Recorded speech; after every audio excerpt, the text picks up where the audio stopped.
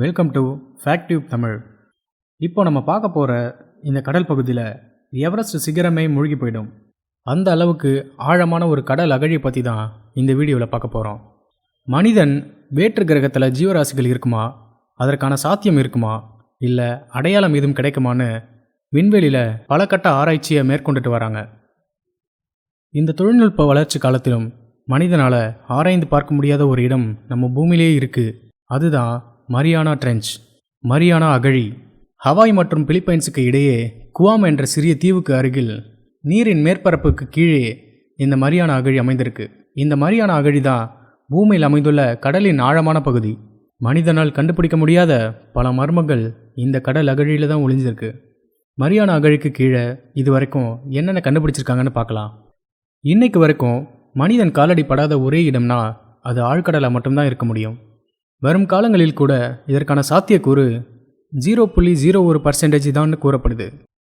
மனித வாசனை கூட படாத இந்த இடத்துல பல அரிய வகை உயிரினங்கள் மற்றும் கண்டறியப்படாத பல ஆயிரம் உயிரினங்கள் வாழும் சாத்தியக்கூறுகள் உள்ளதாக விஞ்ஞானிகள் கூறுகின்றனர்.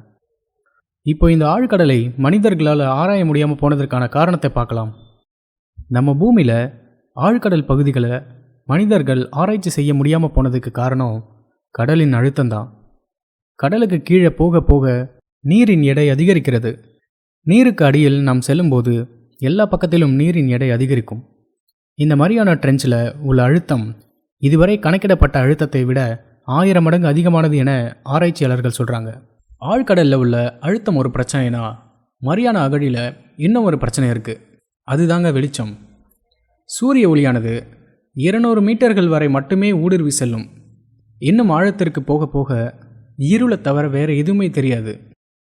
உலகின் ஆழமான கடல் பகுதியான இந்த மரியானா அகழியில் உள்ள அழுத்தமானது 1086 பார்ஸ், அதாவது 108.6 மெகாபாஸ்னு குறிப்பிடப்படுது.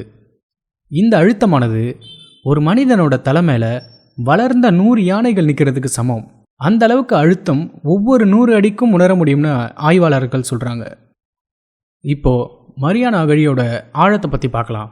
மரியானா அகழியின் சேலஞ்சர் டீப் என்ற இந்த பகுதி தான் ரொம்ப ஆழமான பகுதி. 8848 மீட்டர் கொண்ட எவரெஸ்ட் சிகரம் கூட இந்த 11034 மீட்டர் கொண்ட மரியானா ட்ரெஞ்ச்குள்ளே சுலபமாக மூழ்கிடுன்னு நேஷனல் ஜியோகிராஃபியில் கூட சொல்லியிருக்காங்க.